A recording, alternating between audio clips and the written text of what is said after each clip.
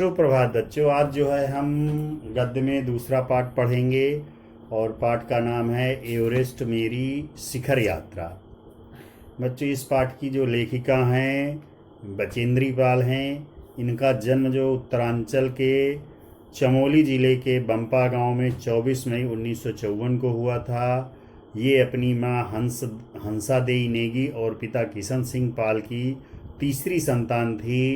पिता इनकी पढ़ाई का खर्च उठाने में असमर्थ थे, अतः बचेंद्री को 8वीं से आगे पढ़ाई का खर्च जो है सिलाई, कढ़ाई और अन्य घरेलू काम करके स्वयं अपने आप से जुटाना पड़ता था, इकट्ठा करना पड़ता था। 10वीं की परीक्षा पास करने के बाद बचेंद्री के प्रिंसिपल ने उनके पिता को उनके आगे की पढ़ाई के लिए किसी तरह से सहमत किया था। बचेंद्री ने ऐसी विषम स्थितियां होने के बावजूद जो है अपनी पढ़ाई जारी रखा, और जारी ही नहीं रखा बल्कि संस्कृत से एमए किया, फिर बीएड की भी शिक्षा हासिल की। लक्ष्य के प्रति इसके समर्पण भाव ने जो है इन्हें एवरेस्ट पर विजय पाने वाली पहली भारतीय आरोही होने का जो है गौरव जो है दिलाया। बचेंद्री को पहाड़ों में चढ़ने का शौक जो है बचपन से था। जब इनका बड़ा भाई पहाड़ पर चढ़ने से इन्हें रोकता था और इनसे 6 साल छोटे भाई को पहाड़ पर चढ़ने के लिए उकसाता था, तब बचेंद्री को बहुत बुरा लगता था, बहुत परेशान हो जाती थी इस व्यवहार से। और वह यह मन में विचार करती थी कि भाई यह क्यों नहीं समझता कि जो काम छोटा भाई कर सकता है वह मैं भी कर सकता हूँ, बहन भी कर सकती है। और जो है लोग लड़कियों को इतना कोमल नाजुक क्यों समझते हैं।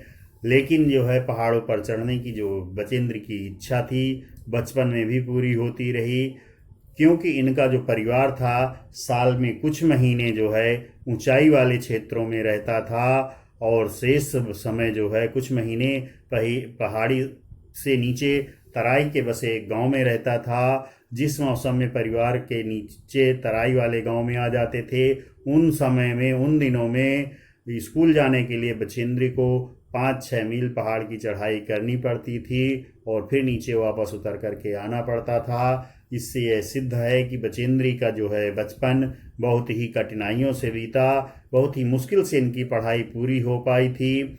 और जैसे ही इनकी पढ़ाई पूरी हुई, उधर इंडियन माउंटेन फाउंडेशन ने जो है एवरेस्ट अभियान पर जाने का साहस रखने वाली महिलाओं को जो है ढूंढना शुरू कर दिया।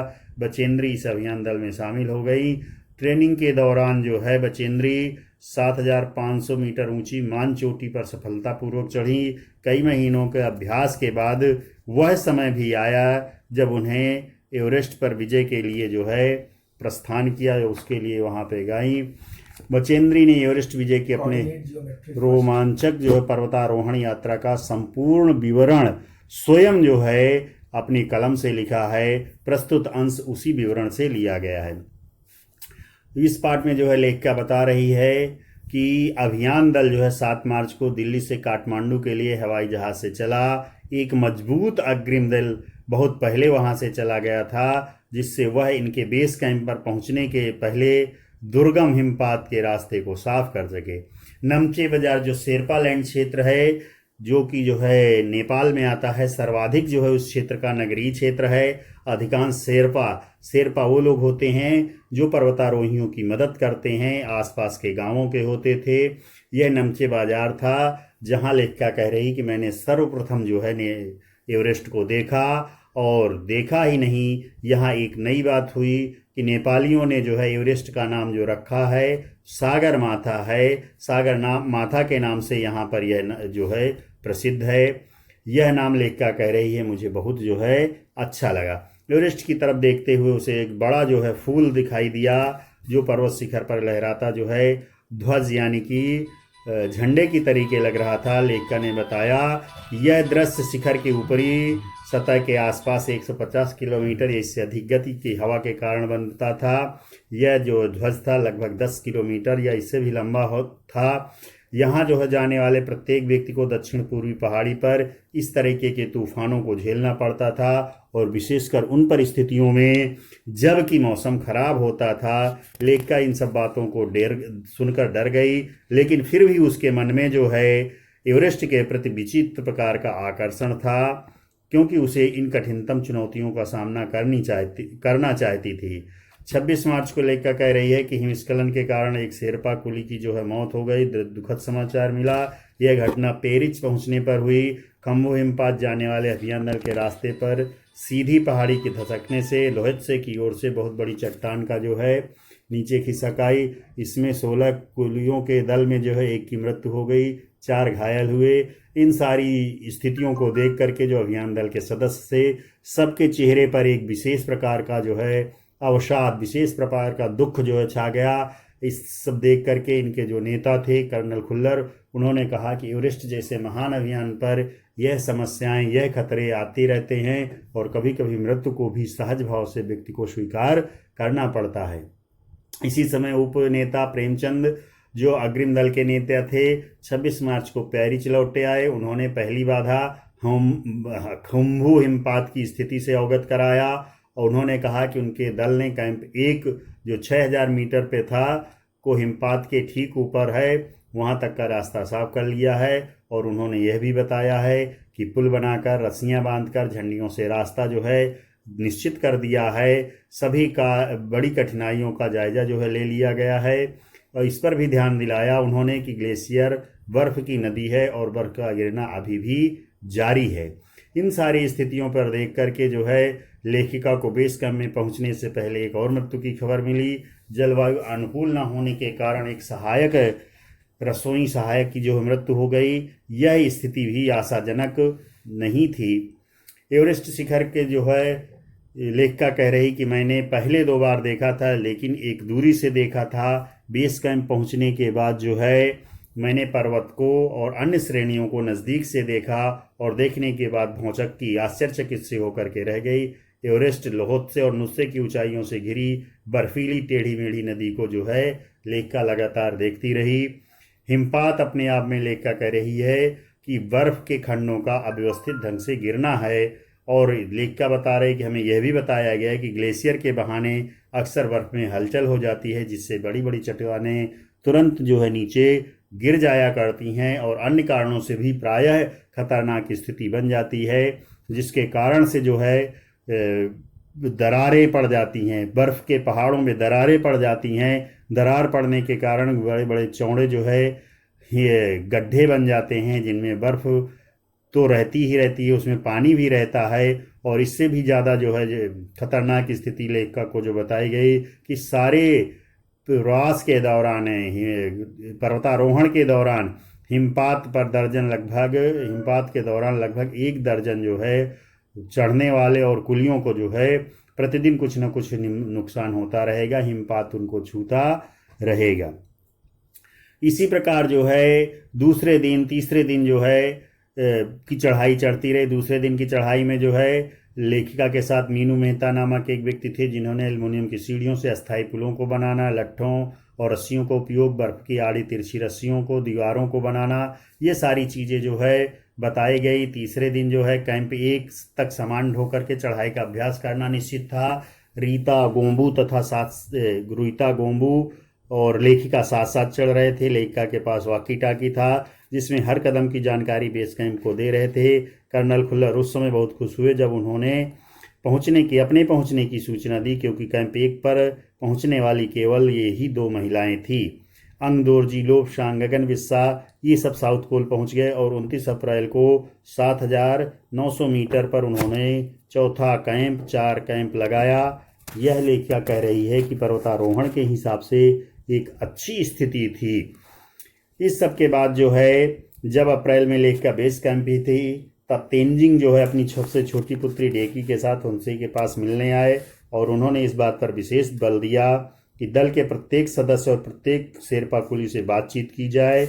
और जब उनकी लेखिका की बात की बारी आई तो उसने अपना परिचय यह कहकर दिया कि मैं बिल्कुल नौसिखिया हूँ, कुछ भी नहीं जानती हूँ और एवरेस्ट मेरा पहला अभियान है। यह बात सुनकर के जो लेखिका कहती कि तेंजिंग हंसे और उन्होंने कहा एवरेस्ट उनके लिए भी पहला अभियान है। लेकिन साथ साथ उन्होंने यह भी कहा कि शिखर पर पहुंचने से पहले उन्हें 7 बार एवरेस्ट पर जाना पड़ा था।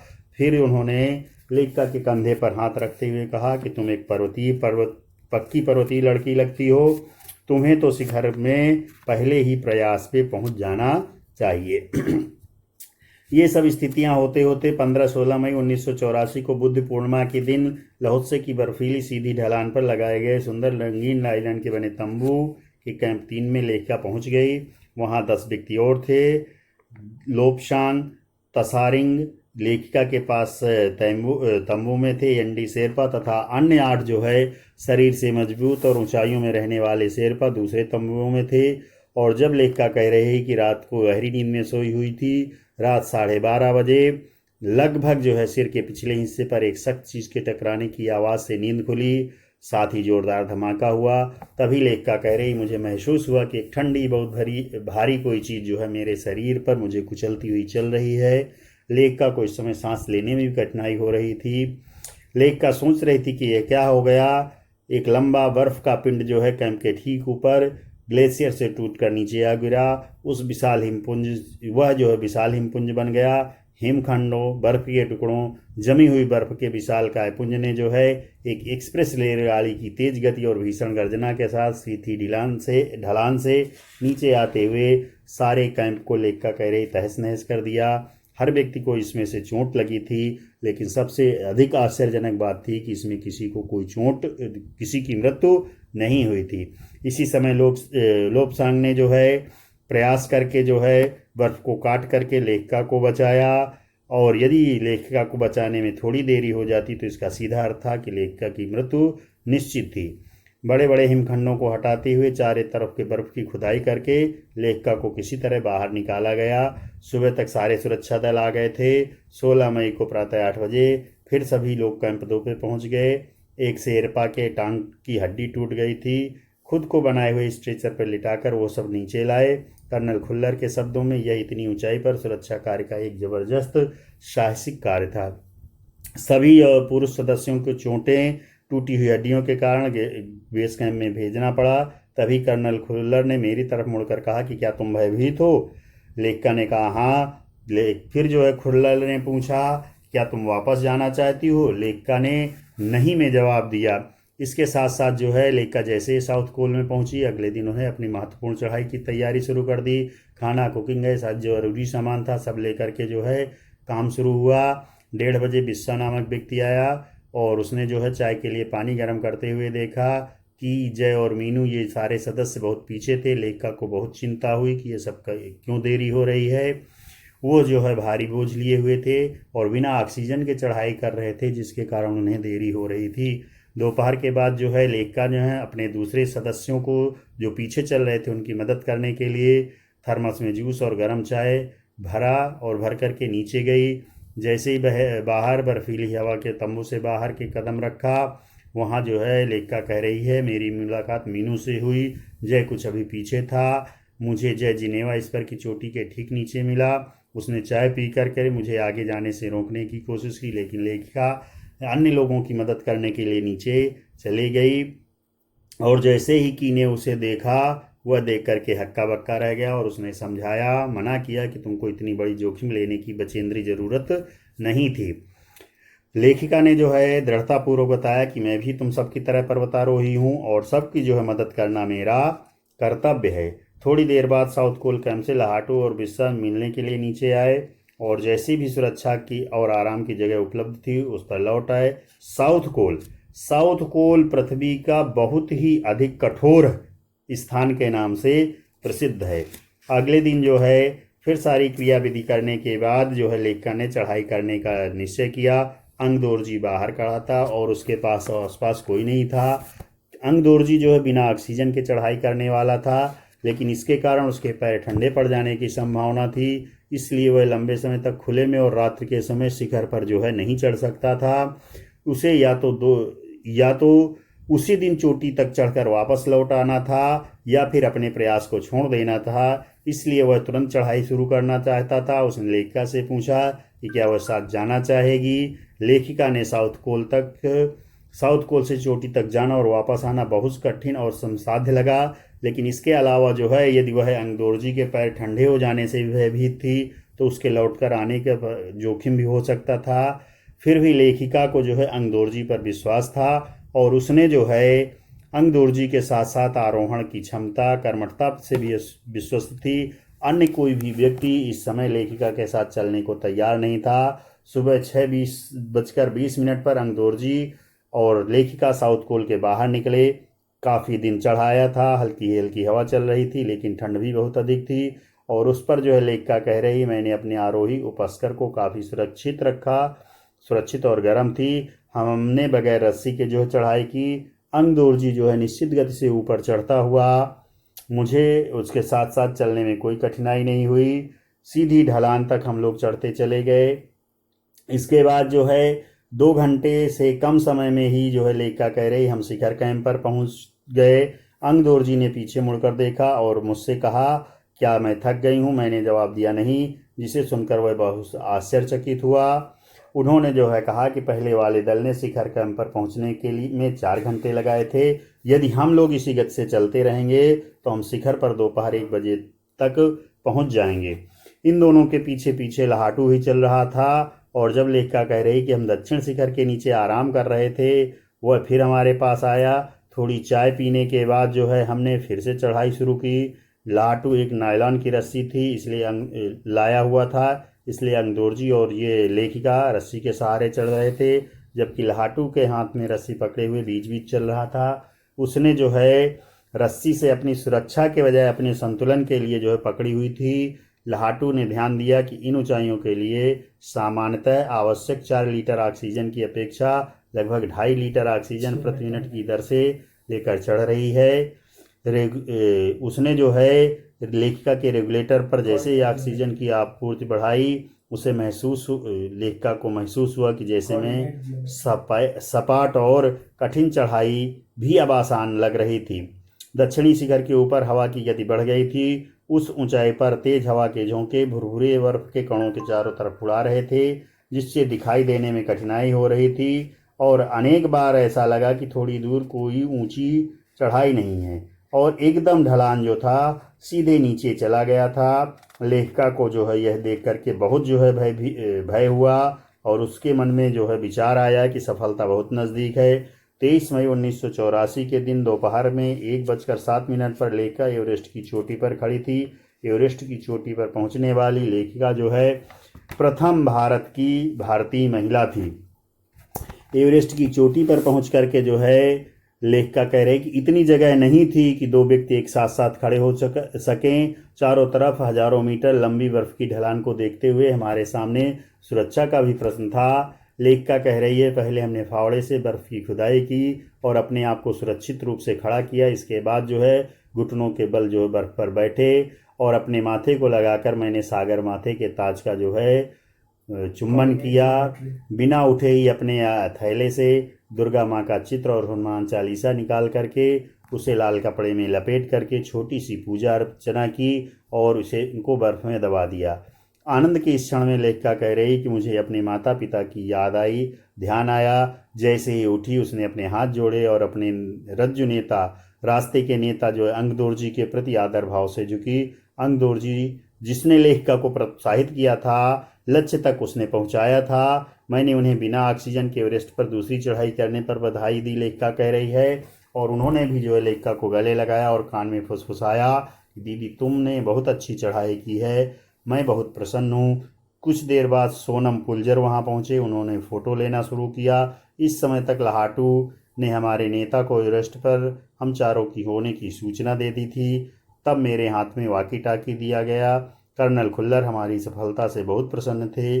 मुझे बधाई देते उन्होंने कहा कि मैं तुम्हारी इस अनूठी उपलब्धि के लिए तुम्हारे माता पिता को बधाई देना चाहूँगा। वे बोले कि देश को तुम पर गर्व है और अब तुम ऐसे संसार में वापस जाओगी जो तुम्हारे अपने पीछे छोड़े हुए संसार से एकदम भिन्न और अलग होगा। इस तरीके से हम संक्षिप्त में कह सकते हैं कि प्रस्तुत पाठ में जो है बचेंद्री पाल ने अपने अभियान का रोमांचकारी वर्णन किया है। 7 मार्च को एवरेस्ट अभियान दिल्ली से काठमांडू चला। नमचे बाजार में लेखिका ने एवरेस्ट को निहारा। लेखिका ने एवरेस्ट पर एक बड़ा भारी बर्फ का जो है फूल देखा। यह तेज हवा के कारण बनता है। बेस कैंप पहुंचकर लेखिका को पता चला कि प्रतिकूल जलवायु के कारण एक रसोई सहायक की मृत्यु हुई। फिर दल को जरूरी प्रशिक्षण दिया गया। 29 अप्रैल को वो 7,900 मीटर की ऊंचाई पर स्थित बेस कैंप पर पहुंचे, जहां तेनजिंग ने लेखिका का हौसला बढ़ाया। इस तरीके 15-16 मई 1984 को जो है लेखिका के साथ रात 12:30 बजे ग्लेशियर के टूटने के कारण दुर्घटना हुई। इस जो है सारे उसमें लेखिका बहुत बुरी तरह से घबराने के बाद भी अंततः उसको सफलता मिली और जो है इसी के साथ यह पाठ आपका पूरा हुआ। बच्चों जो है आपको इस पाठ को अच्छे से पढ़ करके शब्दार्थ याद कर लेना है, इसके प्रश्नोत्तर याद कर लेना है। धन्यवाद। आपका दिन मंगलमय हो। अगर कोई दिक्कत समस्या हो तो आप मुझसे प्रश्नोत्तर पूछ सकते हैं। अन्य किसी प्रकार दिक्कत के लिए भी जब भी आपका क्लास हो, जो भी समय हो, उस समय आपको प्रश्न पूछने की पूरी छूट रहेगी, लेकिन पाठ पूरा पढ़ना अनिवार्य है। धन्यवाद। आपका दिन मंगलमय हो। इसमें जो कठिन शब्दार्थ हैं उनको भी जो है आपको ध्यान देना है। यदि शब्दार्थ पूरे नहीं होंगे तो आपको कठिनाई होगी। धन्यवाद।